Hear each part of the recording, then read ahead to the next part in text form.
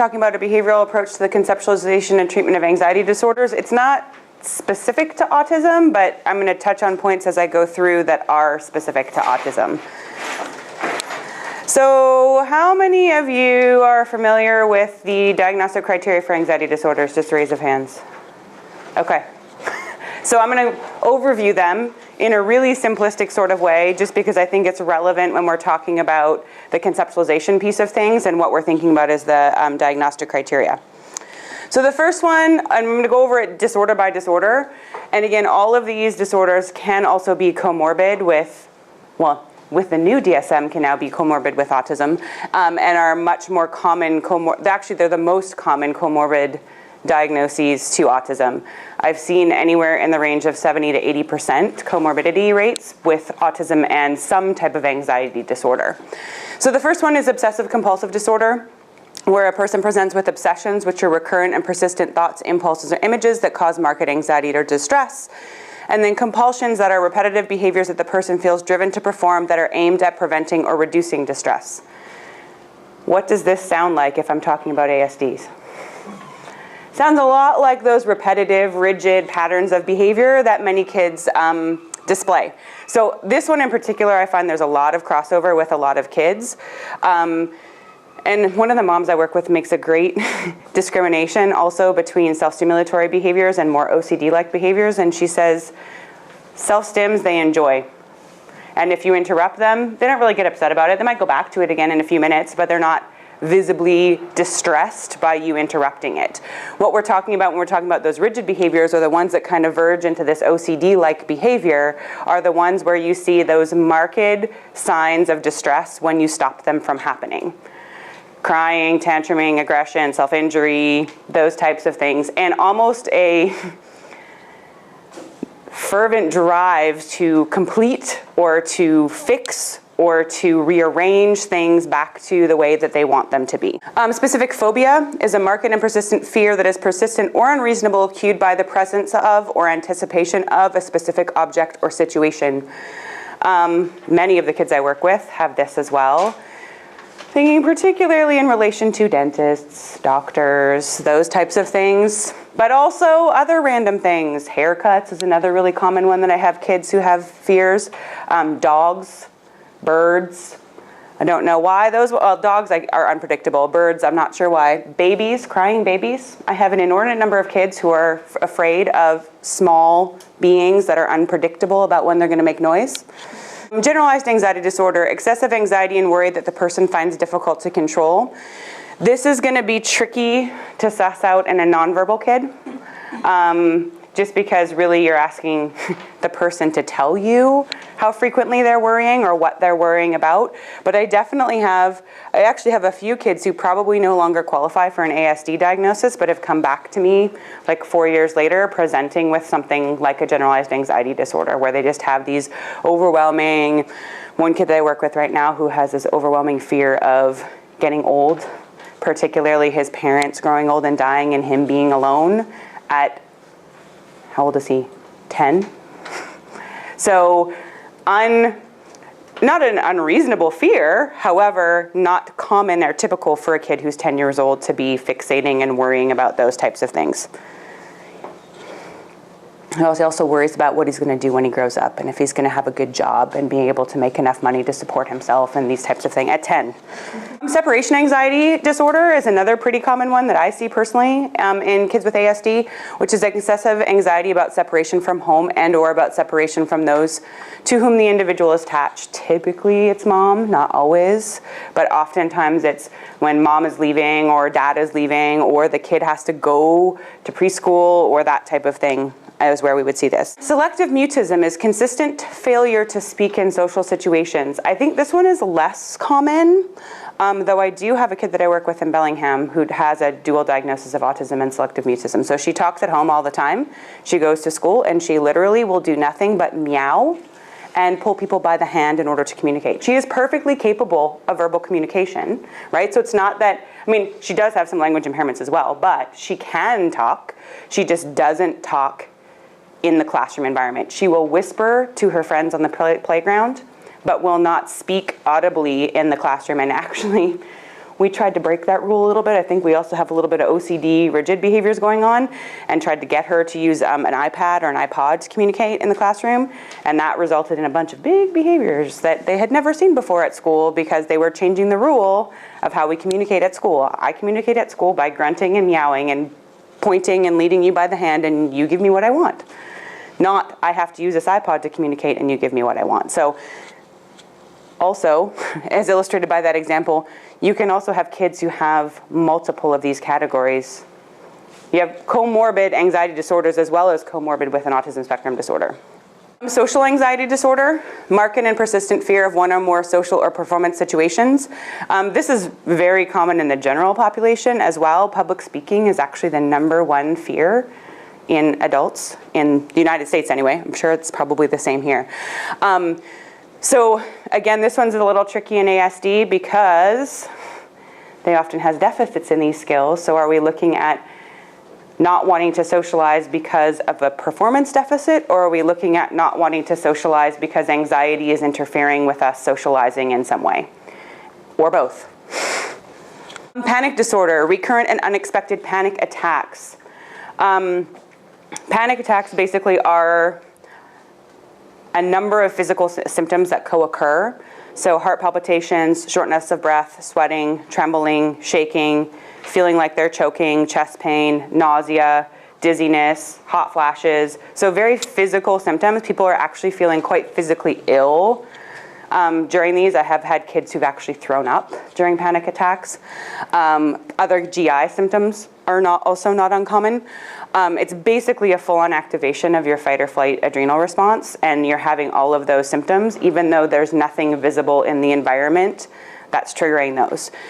These are very uncomfortable, not very pleasant, and what it leads people to do is start to avoid things that they believe are the trigger for these panic disorders, right? So, well, last time I drove my car, I had a panic attack, so I'm just not gonna drive my car anymore.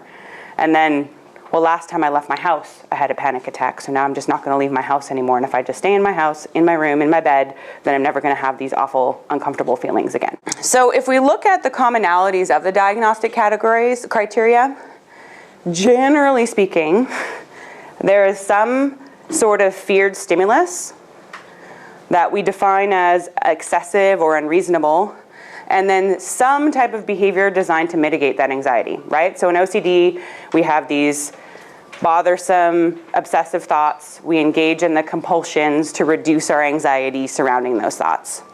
In separation anxiety, we have a lot of anxiety about separating from mom or dad or whomever our primary caregiver is. We mitigate that anxiety generally by engaging in a lot of avoidance type behaviors to make that person stay and not go. Panic, I just described, you have this unpleasant stimulus of having this panic attack.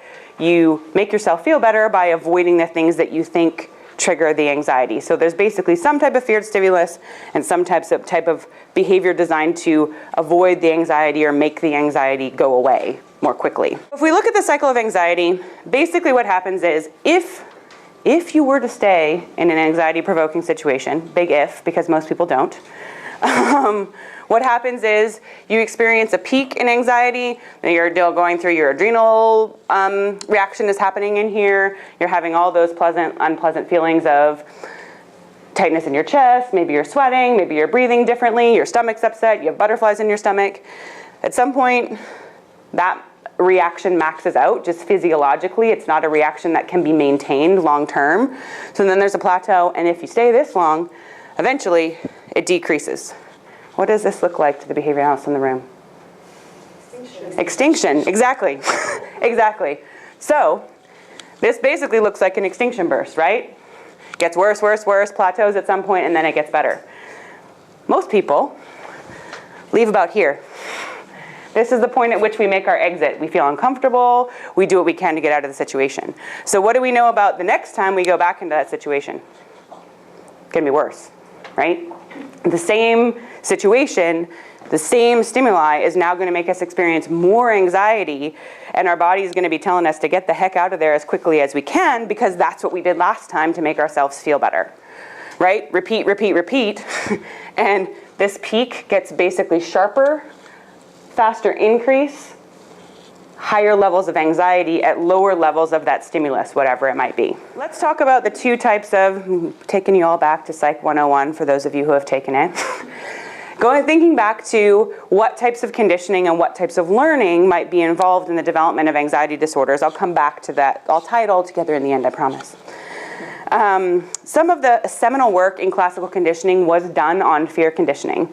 How many people have heard of the little Albert experiments?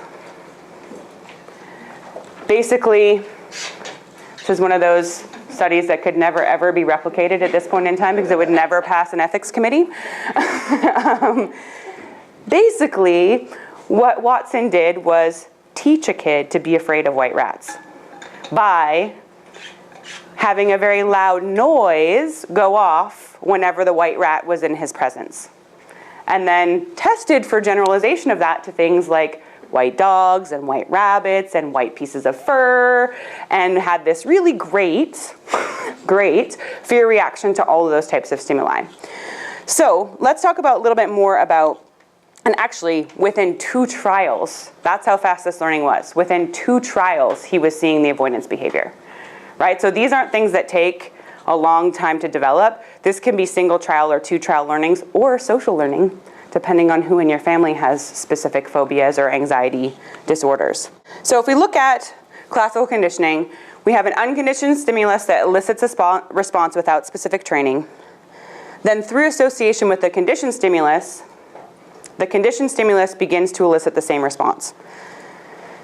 So for those of us who are visual, we have our conditioned stimulus, which in the case of little Albert is the white rat, the unconditioned stimulus, which is the loud sound, and the unconditioned response, which is a startle response to that loud sound. Over time, in this case 2 to 5 trials, eventually our conditioned stimulus alone elicits the startle response, or the fear response in this case. Now, just like we can condition up a stimulus with an unconditioned stimulus, you can also have what we call higher order conditioning, where you have a second conditioned stimulus associated with the first conditioned stimulus that leads to our same conditioned response. And then over time, you have that second conditioned stimulus leading the conditioned response. So, as an example, and we talked about medical fears, it's a very common one. I had a kid that I used to work with who, in addition to autism, was blessed with having leukemia. Talk about a double whammy of the worst kind. So he had to have frequent medical visits, and these medical visits were frequently associated with pain of some sort, right? There's chemotherapy, there's different types of drugs that are being injected. So initially, he was just having trouble with the chemotherapy. So being in that room, and you have to be in the room and sit still for like a really long period of time with a bunch of IVs hooked to you, which is also not fun for him. Eventually, so it started out being just, he didn't like being in the chemo room, right? Which makes sense. The chemo room is our conditioned stimulus. The pain is the unconditioned stimulus. The fear is the unconditioned response. Then we eventually have the chemo room eliciting the unconditioned response of the fear. What began to happen was, so what happened before he went in the room was he had to get weighed and measured. So weighing and measuring became associated with the chemo room, which is associated with the fear response, and pretty soon the weighing and measuring was resulting in the fear response. And then he had to take off his shoes before he got weighed and measured, and eventually the taking off its shoes is where the behavior started. Because all of this got chained and associated, because he doesn't understand, like that's the thing when we have kids who have a little bit of cognitive impairment, he doesn't understand that it's the chemo room and the needle that is associated with the pain. He just knows that it means eventually I'm gonna wind up in that place that I don't wanna be, right? So we have all of this higher order conditioning where now, taking off his shoes, not taking off his shoes anywhere, he did discriminate, just taking off his shoes in the doctor's office or in the hospital, that's where the behaviors were starting. That's where the avoidance behaviors were starting. We were seeing tantruming, basically starting from, then it became walking in the door of the clinic, because that was associated with taking off your shoes, which was associated with getting weighed, which is associated with the chemo room. So these things can get big and semi-random or seemingly random really quickly. So for your viewing pleasure, I have a video of the conditioning study. There might be a voiceover, but there's not sound. Maybe. In the early part of the 20th century, psychologists John Watson and Rosalie Rayner set out to teach a baby boy called little Albert to fear white rats using the principle of classical conditioning. This is a film of their work. The film shows several phases of their study. First, as you see here, the investigators demonstrated that prior to conditioning, little Albert had no fears of any animals, including, of course, white rats.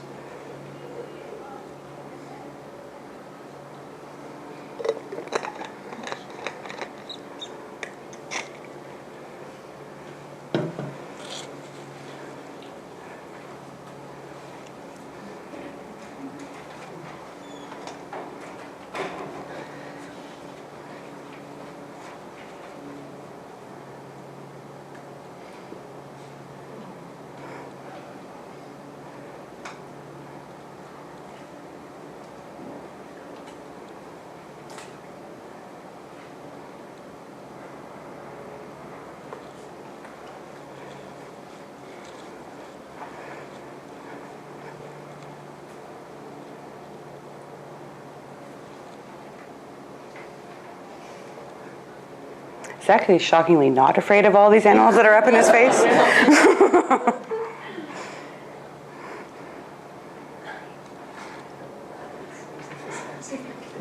Watson and Rayner then sought to teach Albert to fear white rats through classical conditioning. In the conditioning phase of the study, which was not filmed, the investigators struck a steel bar with a hammer whenever Albert reached for a rat, making a very loud noise that greatly upset and frightened Albert. After Why it would never be allowed now. It was believed that the boy had been conditioned to fear white rats. That is, Albert was now expected to react fearfully to white rats, whether the rats were paired with loud noises or not. In this next film sequence, we see Albert interacting with a white rat after the conditioning process. The investigators believed that the child's reaction during this trial demonstrated his newly acquired fear of white rats. Finally, the investigators expected that little Albert's conditioned fear of white rats would generalize to stimuli that were similar in key ways to a white rat. In this film segment, they were trying to demonstrate that the child now also we'll keep showing you over and over again.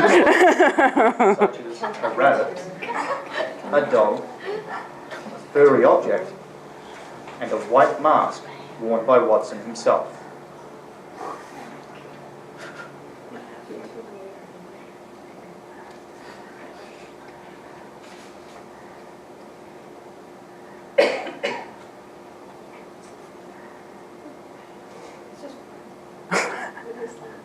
It's a furry object. And this one is the creepiest one of all. I think I'd be afraid. I don't know if they tested that in the control because I would have been afraid of that before the conditioning. I don't know what, I know that's funny. I was thinking about that. I was like, I wonder if they ever like treated him and got him over this anxiety of white rats that they conditioned in. Probably not, given the state of psychological research at that point in time. So, what is the role of development of classical conditioning in anxiety disorders? We've covered this quite a bit, but basically it's how the initial fear develops or how other stimuli in the environment can become associated with the fear. It's not necessarily, we'll go through the other anxiety disorders after we talk about respondent conditioning. It's not necessarily, there's not a clear link with all of them, but definitely in specific phobia, it would be the one where there's a major link. I can actually remember the exact day my sister developed her snake phobia. Because it was such a, we were going to dance class, and we had to go down this set of stairs, and there was kind of like a concrete well at the bottom of the stairs, and she went down first, and we didn't realize a garter snake had gotten down into the bottom there and gotten trapped in that little concrete well, and it couldn't get back up the stairs, and she like ran on down the stairs to go to dance class, and all of a sudden this snake is like slithering all over her feet. She had a massive startle response, was screaming and crying, and like ran back up the stairs, and ever since that day, she is afraid of snakes.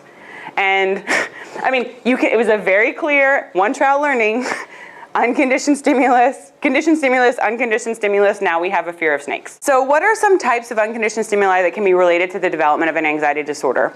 Loud noises, obviously, painful stimuli, Things that move quickly. You can see an evolutionary tie here to a certain extent. These are the things that we need to learn to avoid quickly if we're going to survive back when we lived in the jungle with animals that could kill us.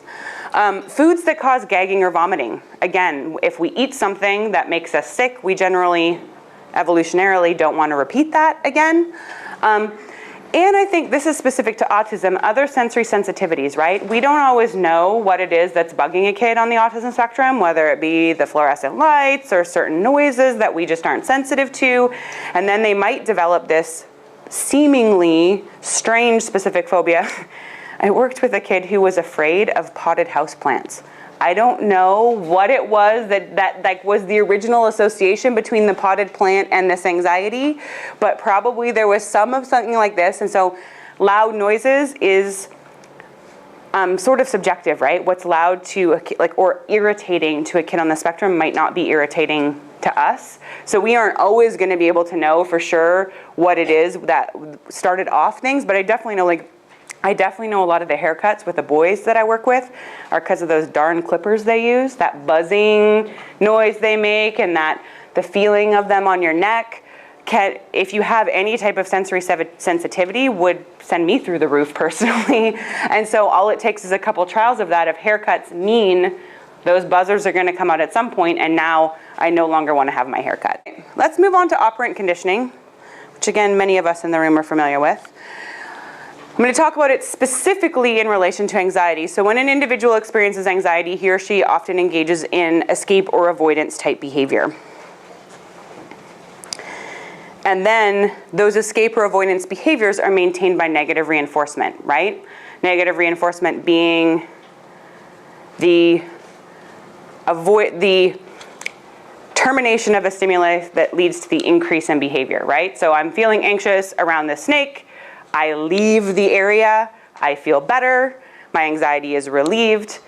Leaving or avoiding snakes is maintained by negative reinforcement of my anxiety decreasing. When escape or avoidance behaviors are not available, so in the case where kids cannot leave the area for whatever reason, that's when you'll generally see an increase in inappropriate behaviors in attempting to do so, right? So aggression, self-injury, crying, tantruming, those kinds of things are what we'll see when escape isn't an option for whatever reason, either because the door is closed or because the stimuli, like for example, not that this bothers me, but for some people that mowing sound might be irritating. I can't make it go away, right? It's gonna be there. I can try to leave, but maybe the noise is loud enough that it's gonna follow me wherever I go.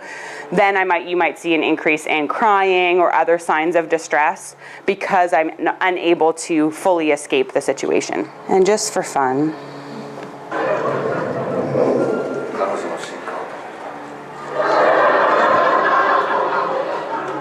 what's this cartoon called again?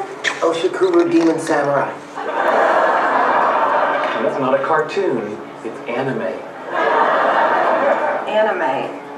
You know, I knew a girl in high school named Anime. Anime Fletcher.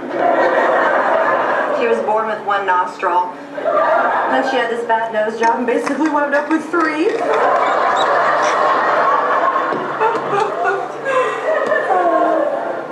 You're here a lot now. Oh, am I talking too much? I'm sorry. Zip. Thank you. Chocolate? Yes, please.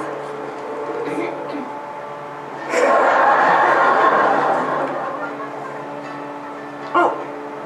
Hey, Kim. Yeah. You know what? Hold on. Let me take this in the hall.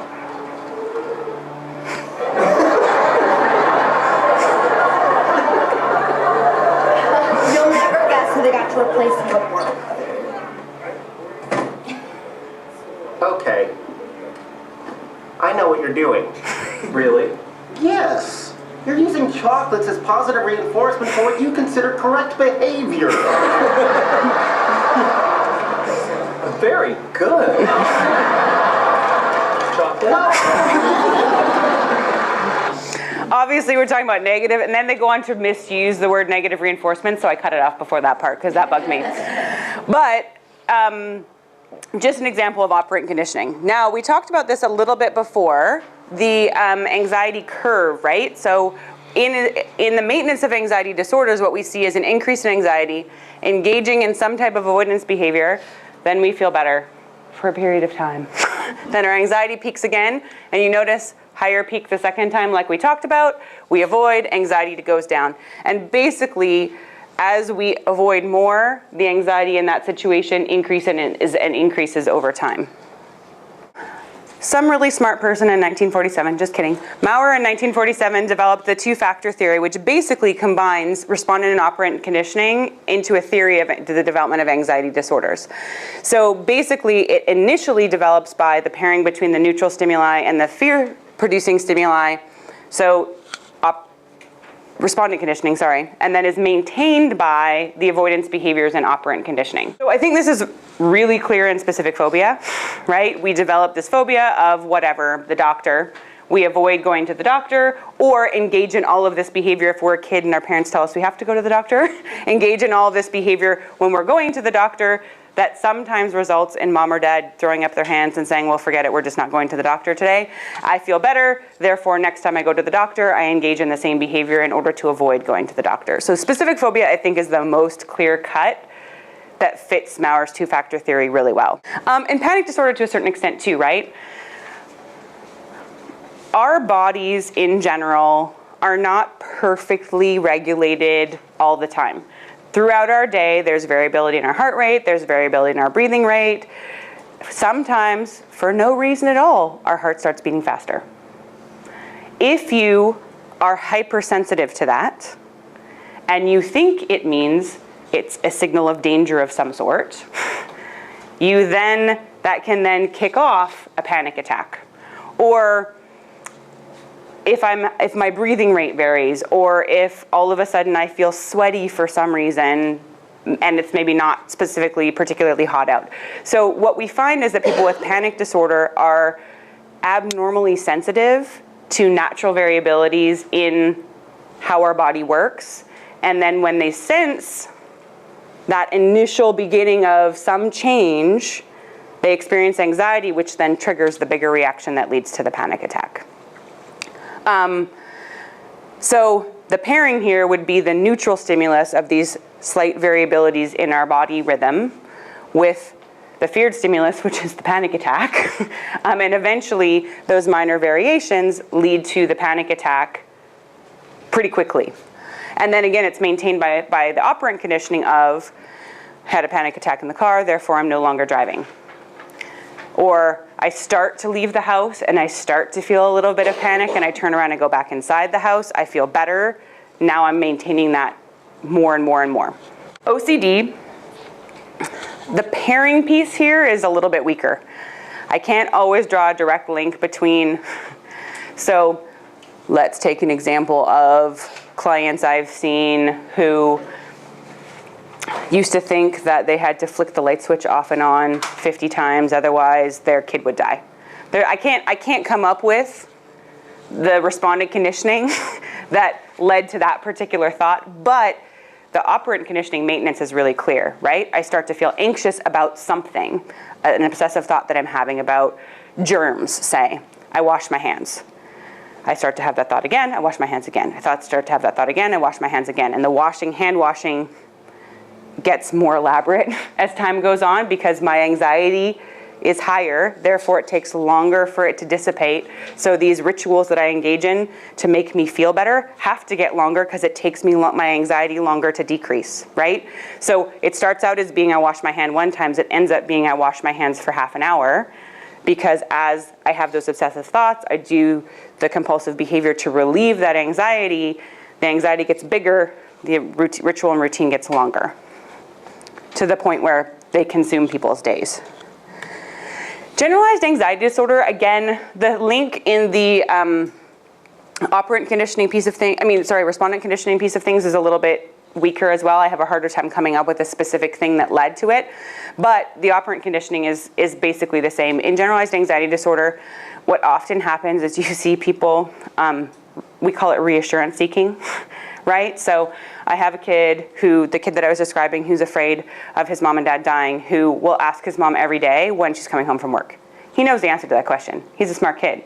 And she does have some variability in her shift work, but he knows if she leaves at 8 that she's home at 5, and if she leaves after he goes to school that she's home at 7. But every morning he'll ask her, what time are you going to be home from work? Because that makes him feel, I feel anxious that you're leaving, you tell me the answer, I feel better. But it started out with once. It became like 25 times before she leaves the house, because she gets close to leaving the house, I feel anxious again, I ask the question. She just starts to get close to leaving the house, I feel anxious again, I ask the question.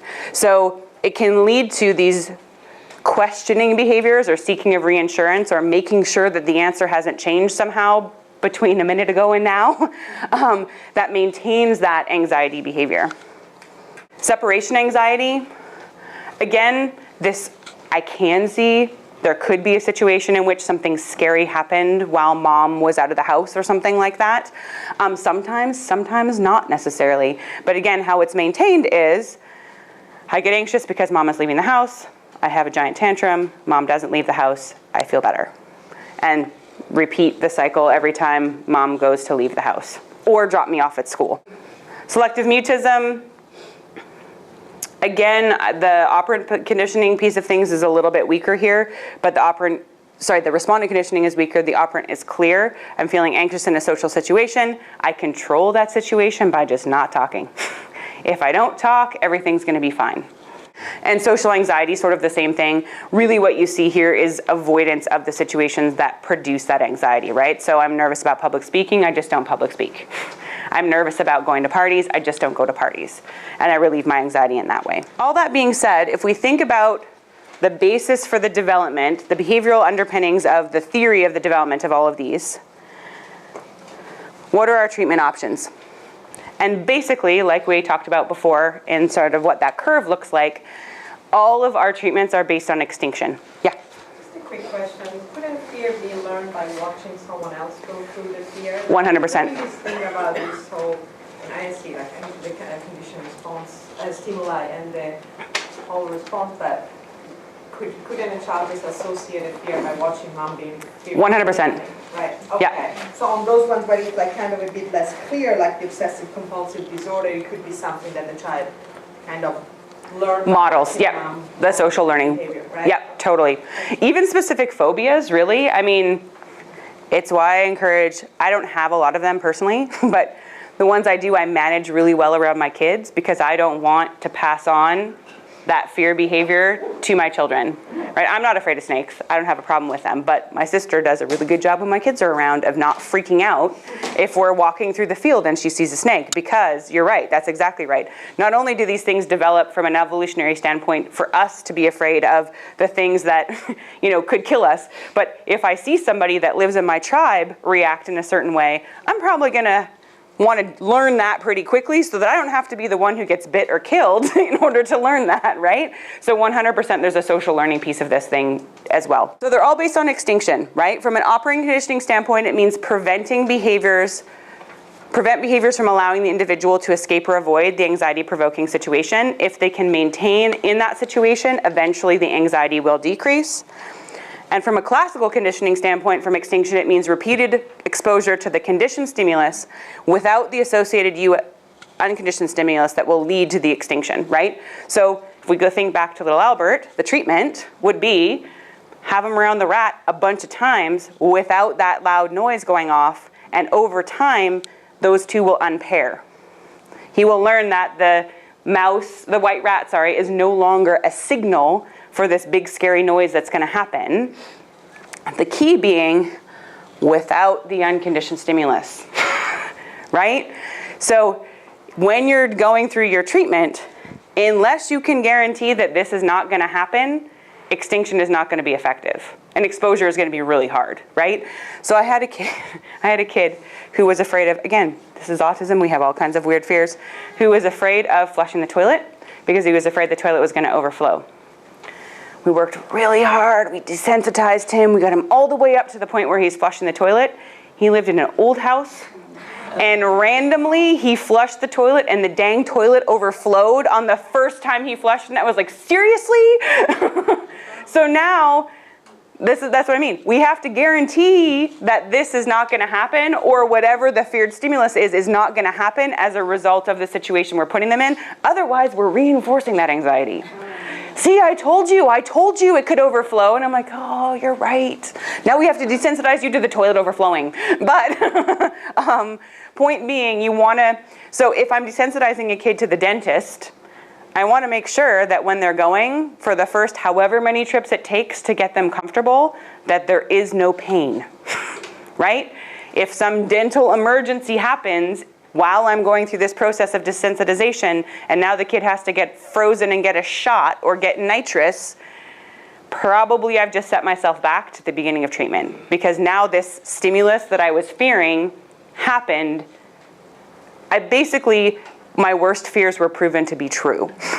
And what we need in anxiety treatment is to prove that all of this stuff that you're worrying about is not actually reasonably going to happen in this situation. Make sense? So what we want to do when we're going through anxiety treatment is do as much as we can to avoid the unconditioned stimulus or the feared stimulus occurring in the middle of treatment.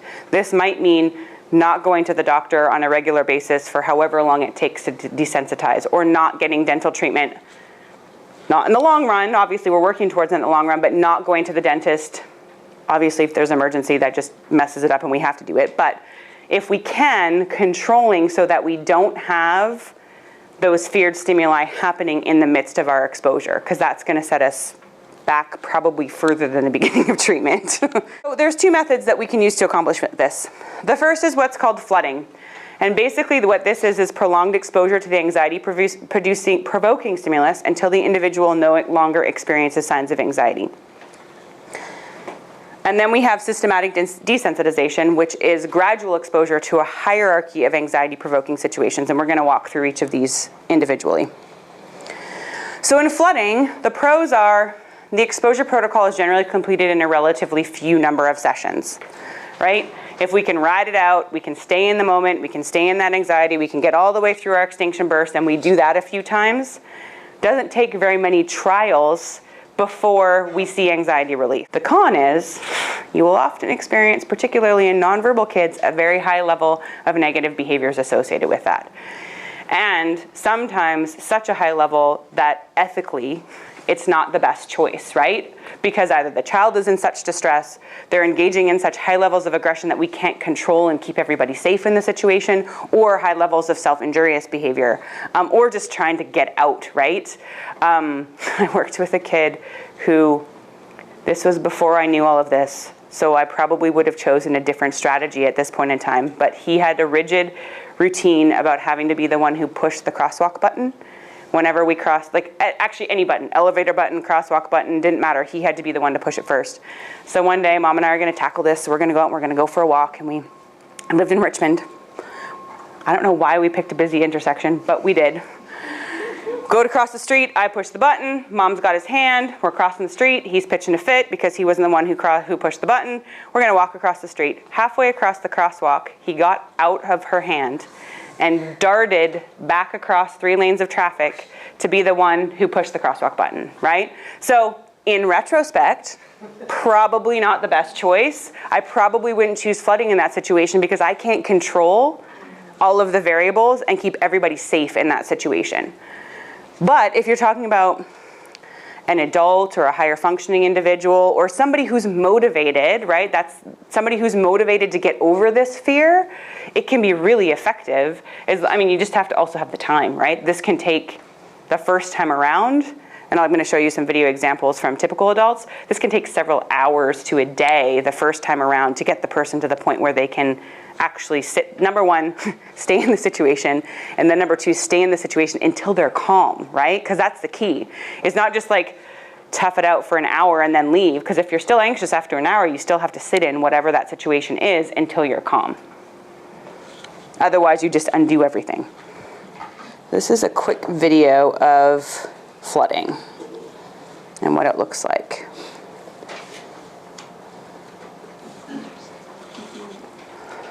One week before she begins her treatment, I meet Sara outside the clinic in downtown Boston. She's a therapist therapist nearby, we do a brief field test to assess her level of anxiety in situations that have been difficult for her in the past. For starters, I suggest we try to take a subway to a local mall. Oh, yeah, thank She you. says Sorry, I she'll didn't come. get that. When was the last time you were down in a subway like this? Oh, about 2 years. Do you feel like you could go through the stalls or not? What? You just tell me. I mean, I don't want to push you. You just tell me. You don't want to do that. Why? What are you feeling? Because then I feel like the pressure that once I get past the stalls, I kind of pay for the token and I kind of can't go back. You know, again, it's like that first step that you're always trying to think of a way out. You want to get out of here? Yeah, I do. I want to. A week after we tried to take the subway together, Siddhartha returns to the Center for Anxiety Disorders to begin her therapy. The first 3 sessions focus on panic control treatment to help Siddhartha understand the nature of anxiety and how to deal with the fearful thoughts she often gets during a panic attack. In some ways, it takes a leap of faith. The patient is so very fearful, and you're having them confront their worst fears. In some respects, what you're really trying to do here is you're bringing her right to the brink of feeling panic. What if she doesn't know? What if she has a panic attack right there? Well, she will likely have a panic attack.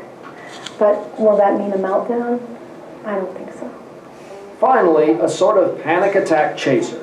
Siddhartha is asked to drink an entire bottle of caffeinated water to actually heighten her anxiety so she can more fully experience the exposure therapy. We're going to start today. Where do you think we're going to start? In the elevator. Yeah. How do you feel about that? What's your anxiety from 0 to 10? Like 10.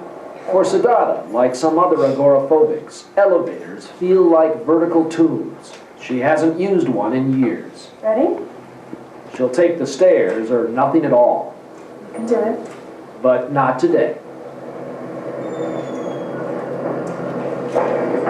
Okay. It's okay.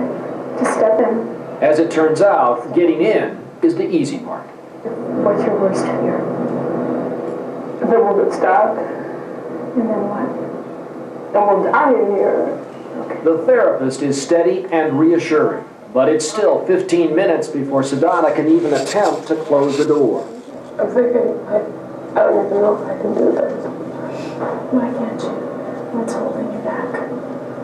I'm afraid. I'm so scared. It's your fear. This is hard. Under therapist Sandra Baker's guidance, Siddhartha experiences a full-fledged panic attack.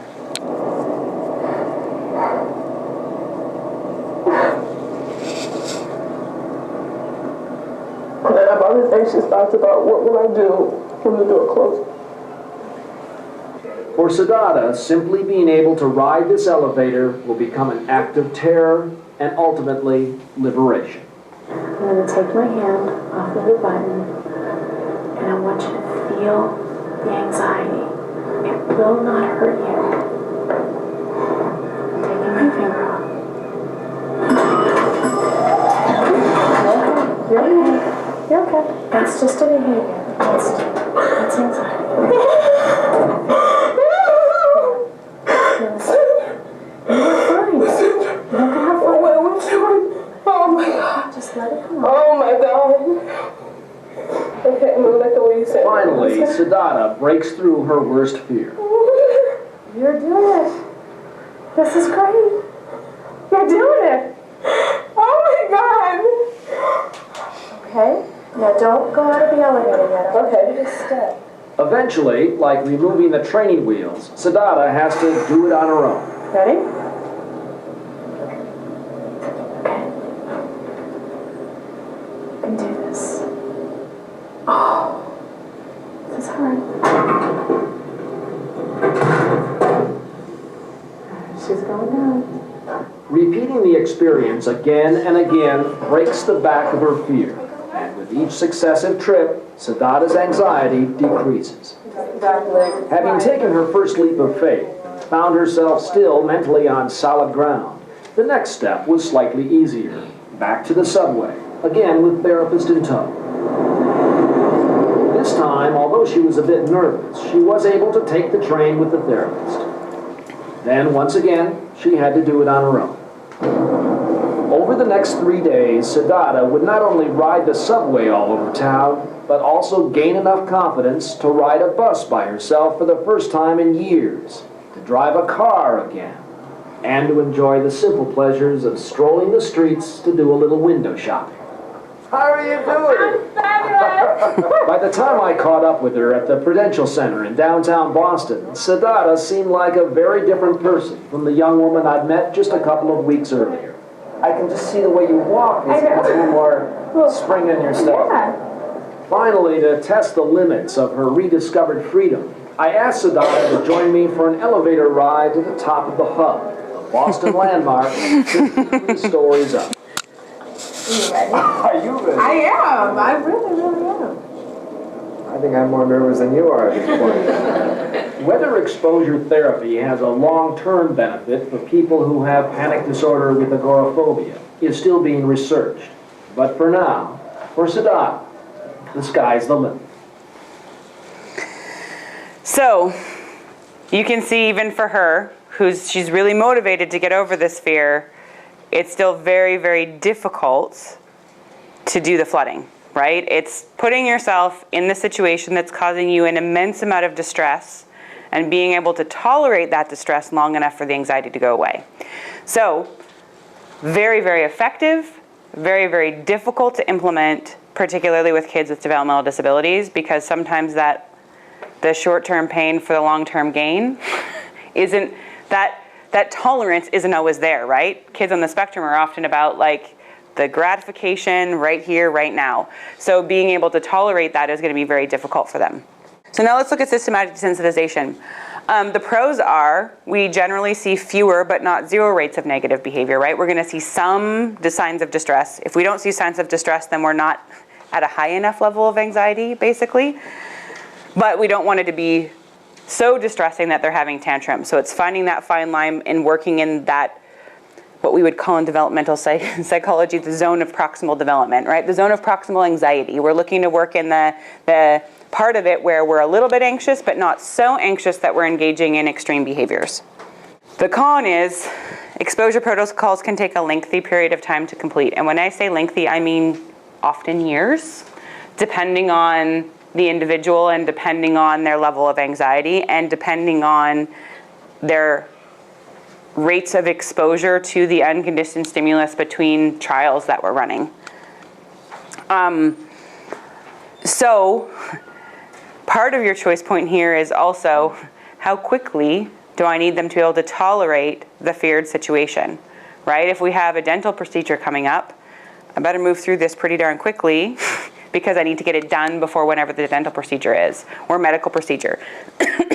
If it's a fear of dogs, maybe I can tolerate it taking 2 years to get the individual most of the way desensitized, or at least desensitized enough that they can walk down the street without darting into it when they see a dog coming in the opposite direction, or running away from the adult when they see a dog on a trail. Maybe I can, that's something that I could tolerate taking a little bit longer for. So that's part of your choice point when we're thinking about options for treatment is not only which one of these is going to be fastest, which one of these is going to produce the least amount of distress, and how quickly do I need them to be desensitized to this for whatever, just to be able for them to be able to function better in their everyday lives. So an example of systematic desensitization. Back in England, Jackie has also decided to confront her worst fear, but using a different form of therapy. It may be her only hope of leading a normal life with Angelina. So, birds, feathers. Professor Paul Shalkovskis practices cognitive behavioral therapy. He believes this can change the way Jackie thinks about feathers in just one session. The worst possible fear is not feathers. The worst possible fear is losing it, dying. And I'm telling you that that's not what's going to happen, that you're not going to die. So, I kind of need to know whether you want to go the next step. The next step being show me a feather. Next step's a feather. I can't. It's only a very small feather. Right. Okay. There it is. Okay. Put it down there. Okay. Just tell me what's going through your mind. I need to go away from it. 100, where is it? 100. Okay, stay with it then. Okay, now what's going on? One of the things that can be helpful for people to understand is that as anxiety increases, it will in fact level out and will come down again. It won't be able to sustain it. And what we do in therapy is we give them the experience of their anxiety going up and coming down again without them escaping. Okay, ready? Yeah. I'll do everything nice, slowly and controlledly. Okay? So my holding is worse. Yes, because you can put it near me. Promise you I'm not going to do that. Oh, yeah, keep going. Keep going. No, stop now. Okay. Stop. Stop. Okay. Brilliant.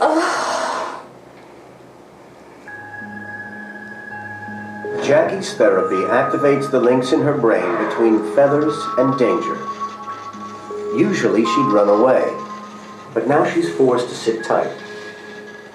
Her brain starts to make new connections as she learns that her worst fears don't materialize. Romantic feather, which I'm going to tape down. Rather than being dangerous, she begins to see feathers as harmless. Excellent. Okay. Again, being in control of it is the name of the game. Oh my God. Stick with it. I know. As it will come down. I know you're there when you're actually taking control in this kind of way as well, you know? I never ever imagined in my wildest dreams that I would ever in my life sit here holding a feather. Ever. It took really 45 minutes. Oh, wow. 45 minutes after 37 years of it.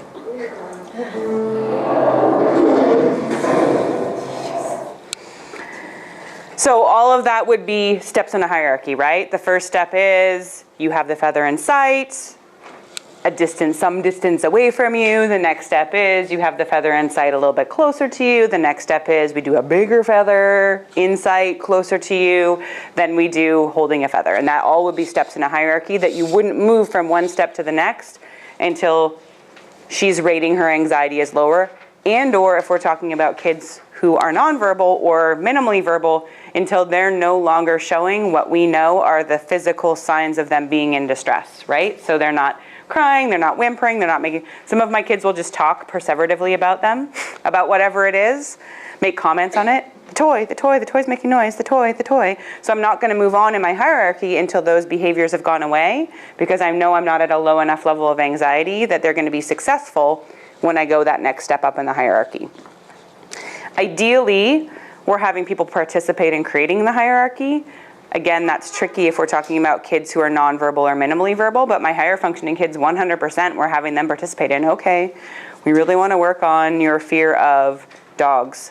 What do you think you can start with first? Can we start out with a picture of the dog? Can we start out with a video of the dog? Can we start out with your neighbor's dog? Where is it going to be that we're going to start at? And how far away is the dog going to be when we initially start the treatment? So, systematic desensitization is again based on extinction. What we're doing is just extinguishing it gradually over time versus all in one fell swoop. So what we see is with exposure, either with flooding or with systematic desensitization, is each exposure, the peak on that anxiety curve comes down a little bit until it no longer is spiking in the presence of that stimuli. With systematic desensitization, what we then do, so let's say we desensitize her to the feather on the desk that's 5 feet away from her. We do this until she's down here. Then we move the feather closer. The anxiety is going to go up again. We expose again until she's down here. Then we move to the bigger feather. The anxiety is going to go up again. We expose again until it's down at baseline levels of anxiety. Specific considerations for individuals with developmental disabilities. You often can't verbally explain the procedures or the benefits of them to the individual. Again, depending on the kid and depending on their functional level. Sometimes you can explain it and they just don't care. Well, that's great. I know you want me to be okay around dogs, but I don't really care to be okay around dogs. I just want to leave whenever I see one. So sometimes even if you can verbally explain it, they're not necessarily going to buy in the same way that typical kids who just have an anxiety disorder or typical adults who just have an anxiety disorder will. In my private practice in Bellingham, I get to see some kids who are just anxious kids, and it never ceases to amaze me how much easier they are to treat and how much more quickly they get better. Like, I can treat a kid and in like 3 to 4 months, they don't need to see me anymore. Whereas a kid on the spectrum with exactly the same phobia or exactly the same pattern of behavior might take 1.5 years to get to that point in time because number one of the motivation and number two, the verbal explanation piece of things, they can't kind of wrap their heads around why would I want to put myself in that situation? It's uncomfortable, it doesn't feel good, it's hard. It's much easier just to leave. I feel much better when I do that. Like we talked about, they're difficult to motivate. Part of most of these treatments, not necessarily for adults, because adults generally the motivation is just getting better, but often in kids it involves a token economy or a reinforcement system of some sort, because again, we're asking kids to put themselves in really difficult situations and tolerate those for extended periods of time. So there's generally some type of reinforcement system involved, particularly when we talk about kids, but also potentially for adults, right? If an adult is working towards being able to ride in an airplane so they can go on a trip somewhere, there's kind of natural contingencies built into that. But with kids, definitely there is a reward system of some sort built in. There's also, I mean, depending on whether or not we're talking about doing this in the context of a more intensive ABA program or in the context of in-office therapy, the more frequently you do the exposures, the faster you're going to work through the protocol, right? The longer the gaps in time are between your exposures, the more it's going to be like you're starting from square one. So this is ideally needs to be done, ideally multiple times a day, but minimally once a day.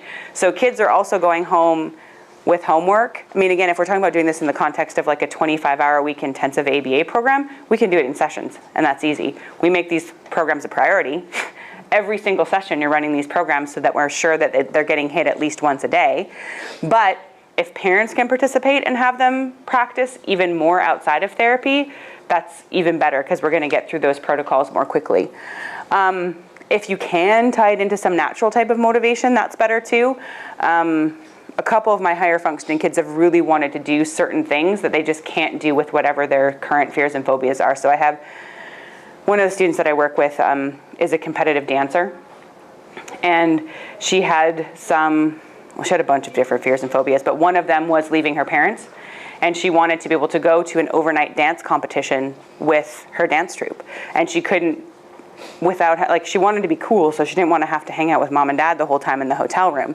So she was really motivated, so we whipped through a bunch of different things that she had at that point in time because she could see, like, the end goal was meaningful to her and valuable enough to her that she was willing to tolerate this. This is hard work, as you can see, even for adults, right? This is not easy work. This is not easy work for anybody to be able to sit in a situation and tolerate being in that level of distress, hoping that it's going to get better. I mean, I can tell you theoretically that your anxiety is going to come down the other side, but when you're living in that moment of racing heartbeat, feeling like you're going to throw up, sweating profusely, you may or may not choose to believe me in that moment, right? And or it's a lot more comfortable just to leave than to stay in that situation. This therapy is highly effective, and actually there is now good evidence that it maintains efficacy over time as long as people keep doing it, right? If I have let's say I've treated OCD and I have a kid who needs to obsessively line things up. And we've worked on being able to, or alphabetize perfectly all of their VHS tapes, for example. And we've worked on messing that up and being able to unalphabetize them and have some vertical and some horizontal, and we've worked on all that. If we stop working on it, and the kid goes back to perfectly neat, organized, alphabetized videotapes, we can redevelop that rigid behavior again very easily, right? So this isn't like a one-off, with this woman, let's say with her fear of elevators and buses, if she for some reason stops doing those things again, or starts to give in to her anxiety, that's probably the better way to put it. If she starts to give in to her anxiety when she experiences it again, so let's say she gets a little bit anxious about driving a car because there's lots of traffic on the road.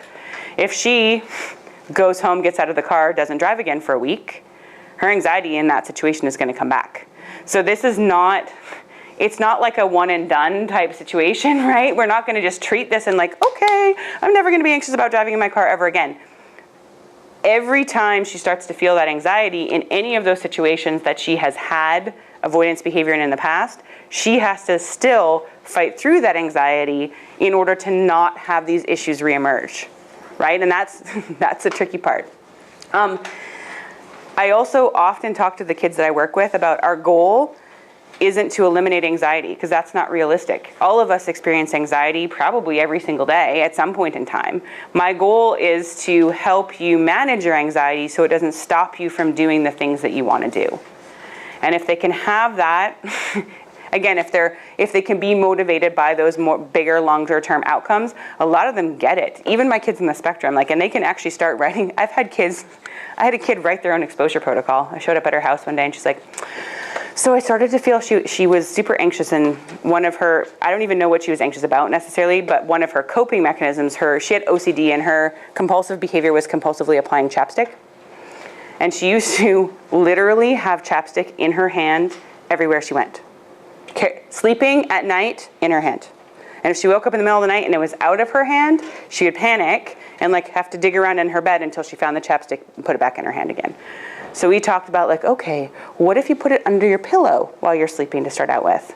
So she worked on that for a week, and I came back and she's like, I think I know what my next step is. My next step is I'm going to get a box and I'm going to put it in the box on the shelf at the end of my bed. And I'm like, that's great. She's like, and then I'm going to move the box to the dresser. I'm like, awesome. But she had this whole plan, and she was 6 in her head about how she was going to desensitize herself to be able to work on being able to let go.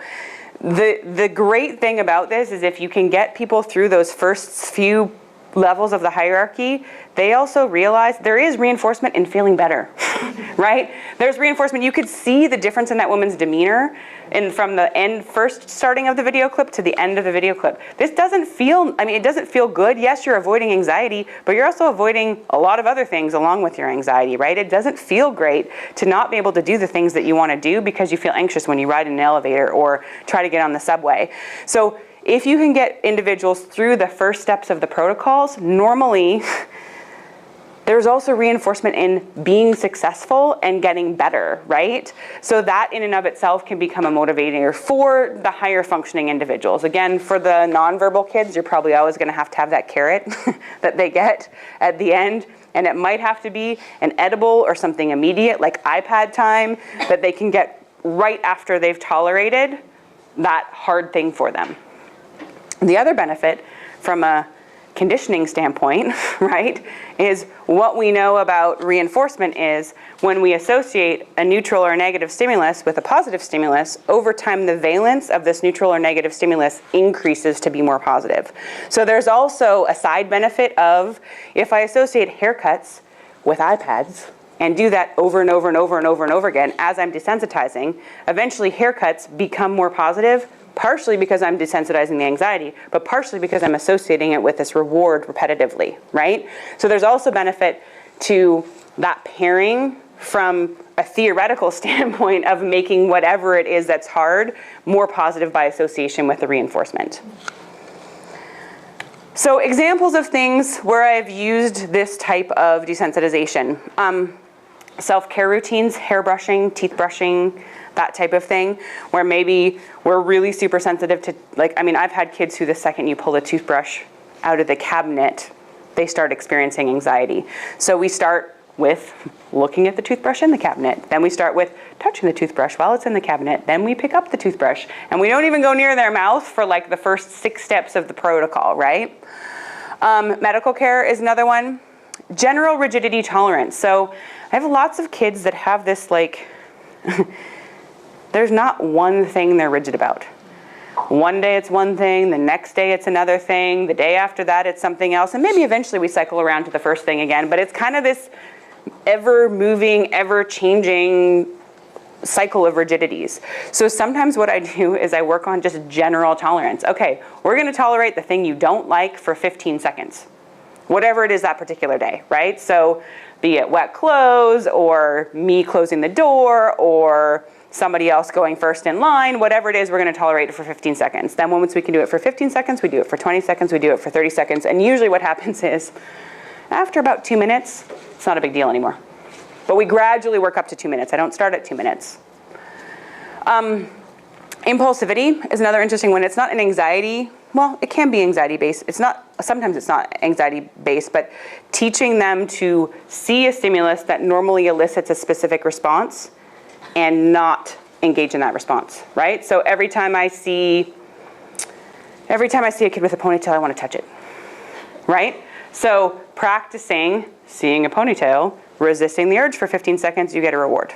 It's not anxiety-based, but it's the same kind of idea where we're systematically increasing your ability to resist the urge to engage in that impulse. And then sensory sensitivities, right? You can either, I look at exposure treatment for sensory sensitivities, and again, we need to look carefully and think carefully about what those are and whether or not it's worth desensitizing to, right? Is this a particular stimulus that this person is going to experience frequently in their adult life, or is this a stimulus that is really environmentally, contextually specific? For example, fire alarms. They are loud, they are annoying, they produce fear in many of the kids I work with. However, once you're no longer in school, I can tell you I've probably had, in the last 10 years, been exposed to 2 fire alarms in my adult life, right? You go through them frequently in elementary school, or any school actually, because you have to do fire drills. That's a pretty environmentally specific stimulus, so I might not work on desensitizing them to that particular loud sound. However, if they're afraid of crying babies, for example, which can be anywhere at any time, I'm going to work on desensitizing, even if it's because of a sensory sensitivity, because you need to figure out a way to tolerate that if you're going to live in the world. Now, they talked about in the one video, they talked about drinking the caffeinated water before treatment. Basically, that's to heighten the experience of anxiety more quickly. So you're reaching that peak in your anxiety curve more quickly. Theoretically, I'm talking strictly theoretically at this point in time, not practically. Theoretically, anything you do to decrease the level of anxiety a person is experiencing in the situation is going to make your treatment less effective, right? Because we want them to experience that peak and gradually have that peak decrease.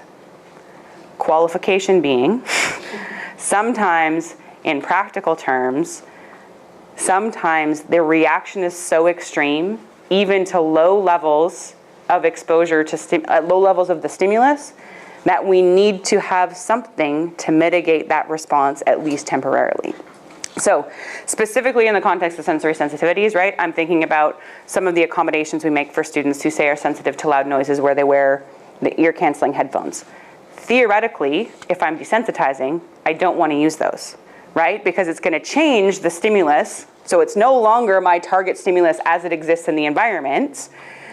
However, if the child is unable to tolerate even low levels of that noise without them on, I might add that in as a step in the hierarchy. I'm working with a kid right now who we're trying to work really hard on desensitizing him to showering and bathing because he hates, I think what it is, again, he's verbal, but he's not great at describing exactly what he's anxious about, is water in his face. He's very defensive of water in his face. So we have some steps in right now where we have, basically, he's up to showering from his waist down, and he has a laminated piece of paper that he holds, because he won't wear goggles either, because that's a whole other thing we'd have to desensitize him to. A laminated sheet of paper that he puts like by his face, kind of like this, right? So it blocks the water from spraying him in the face below.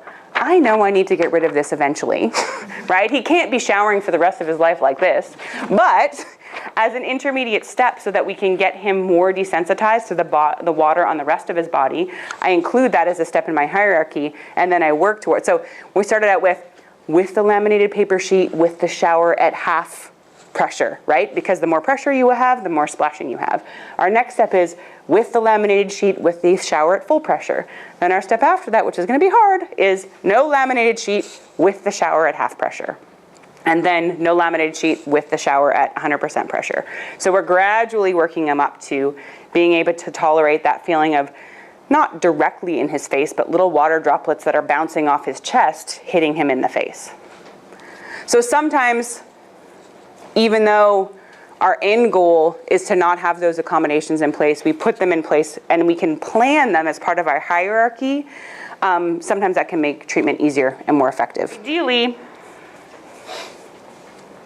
Ideally, once those anxiety behaviors have started, we don't want to allow escape from the situation, right? Because if we allow escape from the situation once anxiety is increasing, like not to its peak yet, or even at its peak, we're going to see more anxiety when they go back into that situation. So that's why when you're thinking about the protocols, we need to be really sure that we're moving really slowly and really systematically through those levels of the exposure protocol, because you don't want to take too big of a jump and then wind up with all this anxiety and then you're stopping, because really if you keep going it's going to become flooding instead of systematic desensitization, right?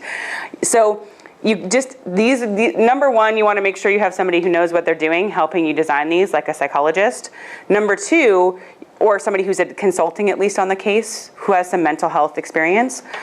Number two, and again, I can't tell you how many times I've learned this lesson the hard way, don't ever skip steps in an exposure hierarchy unless the individual specifically tells you they're ready for that, because oftentimes you think, oh yeah, he's doing so well, we can just go from where we are now to like sticking his head under the shower, and then all of a sudden it all falls apart, and we don't just go back to where we were before we jumped levels. We often go back, way back to the very beginning of the exposure, because now we've re-exposed them to that unconditioned stimulus, that feared stimulus, with the anxiety avoidance, and now my anxiety is back where it was before we started the exposure. So slow and steady, and it's okay if it takes a long time. A prime example of this, I worked with a lot of kids as well on desensitizing them to like fingernail and toenail cutting. Seems to be another area where there's lots of fear. And that one I can see. Maybe one time mom or dad cut your nail too short accidentally and it caused you a little bit of pain, probably because you were squirming around while they were trying to quickly cut your fingernails. Now you have this pain associated with that particular thing. Ideally, we are not holding a kid down to cut their fingernails or toenails while we're doing the exposure desensitization, because if we're doing that, every time we hold them down, we're re-energizing that anxiety, right? Every time when they go through this big traumatic experience over having their fingernails cut, we're moving a few steps back in our hierarchy of trying to systematically desensitize. I totally understand that's a hard one. You don't want your kid to have like daggers for fingernails, particularly if they're a kid who's prone to aggression. However, sometimes it's better if we can just let it go for a little while or find another way to do it. I've had parents who do it, for some kids they can do it in their sleep, and then they don't know what's happening. It doesn't work for every kid. But trying to find a way to not have that traumatic having to be held down to have a haircut or a medical exam or a dental exam or cutting your fingernails or toenails while we're working on desensitization, because the two are going to interfere, basically. And then dense schedules of reinforcement for tolerance, like we talked about before, particularly in kids. And tolerance, not necessarily in the absence of behavior, I should say, right? My goal is not that you can do this without protest, just that you can do it, right? So it seems kind of, for my little behavior analyst brain, sometimes a little bit backwards, because I'm reinforcing sometimes kids when they're engaging in behaviors, but I'm not reinforcing the behaviors. I am sort of, but really what I'm reinforcing is the tolerance of the stimulus that is very, very difficult for you to tolerate, right? So I'm not going to say, because for some of these kids, even with the smallest steps in the hierarchy, they're still engaging in some whining or some crying or some distress behaviors. And if they never got the reinforcement because they were engaging in these behaviors, that actually makes my job a lot harder, right? Because what I'm extinguishing is that anxiety cycle that we talked about, right? That's my target, not the negative behaviors that are kind of as a result of the anxiety they're experiencing. If I target the underlying anxiety, those behaviors will decrease on their own as we move through treatment. Please help me thank Sara for a great presentation. Thank you.